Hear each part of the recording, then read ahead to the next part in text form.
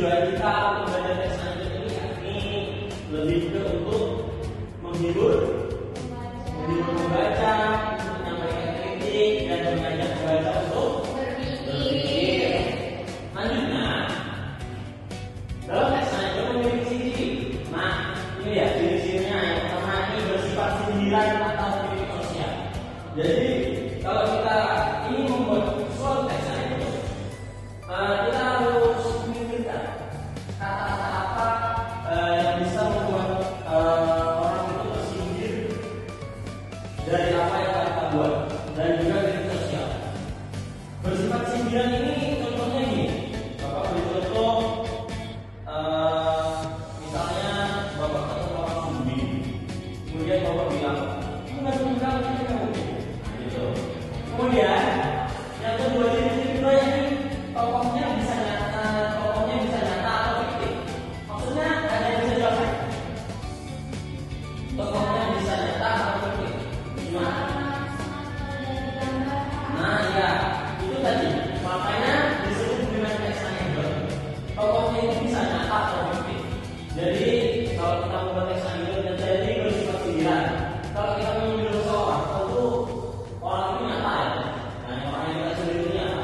Dan juga fiktif. Kalau fiktif ini kita bisa mengada-ngada. Kemudian yang selanjutnya lucu dan mengandung humor. Dalam teks amnesti kita harus melakukan sebelum membuat itu harus mengerti isi dari sebuah teks amnesti itu bisa dibilang lucu atau mengandung humor. Jadi suasana tidak garing ya. Seorang membaca tidak garing. Kemudian, nah di sini ada contoh kita. Bapak bacakan ya. Kenapa kamu tidak mengerjakan soal nomor 3? Nah, di sini jawabannya karena yang nomor 1 dan 2 ada sudah saya berpikir untuk pindah jurusan. Paham nggak maksudnya? Gimana coba Anda jelaskan?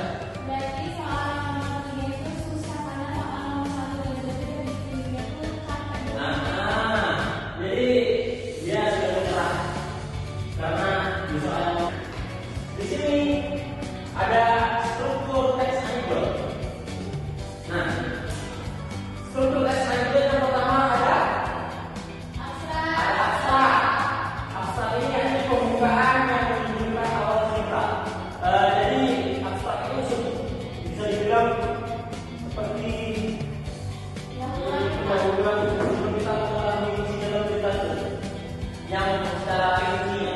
Kemudian yang kedua ada orientasi, penjelasan latar belakang kejadian. Kemudian ada krisis, masalah unik atau lucu yang mulai muncul. Kemudian ada reaksi. Nah, reaksi ini respon terhadap masalah. Jadi kalau kita membuat teks amnesti itu tentunya ada namanya dialog. Nah, di dialog itu pasti memerlukan lawan bicara. Jadi sama lawan bicara itu harus bereaksi. Gimana reaksi dia dalam pertanyaan kita. Kemudian yang terakhir ada kode ini ada kehidupan cerita yang berbeda. Jadi sebuah kesimpulan atau kalimat-kalimat yang membuat untuk cerita itu membuat pembaca menjadi terkesan. Paham sampai sini? Kemudian di sini ada kaidah kebahasaan. Yang pertama ada kalimat langsung. Kemudian ada kata-kata aksi, konjungsi waktu, dan kalimat retoris. Nah ini diperhatikan ya. Kaidah kebahasanya. Selanjutnya, Bapak akan memberikan tugas di rumah. Nanti Anda semua silahkan kerjakan di depan kayak yang dikumpulkan. Ini tugasnya buatlah teks amnesti pendek bertema kehidupan sekolah. Nah, dengan struktur yang lengkap dan semua. Jadi jangan lupa dikerjakan dan harus memenuhi syarat-syarat seperti ini. Ciri-cirinya, kemudian strukturnya dan juga kaidah kebahasaannya. Paham sampai sini? Oke. Baiklah semuanya. Jangan lupa tugasnya dikerjakan, dibuat siap buat ada konsekuensinya. Oke? Oke. Untuk teman-teman saya hadir semua atau tidak? Hadir semua. Oke. Hadir semua. Jadi jangan lupa dikerjakan dua tugasnya, kemudian dikumpulkan dulu. Minggu depan periksa, kalau nggak ada dapat dulu di lapangan. Oke?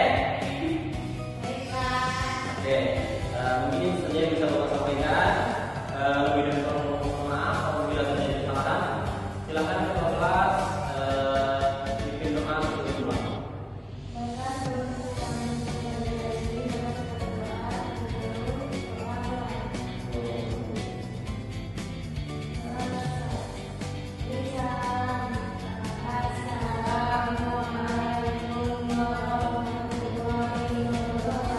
Waalaikumsalam.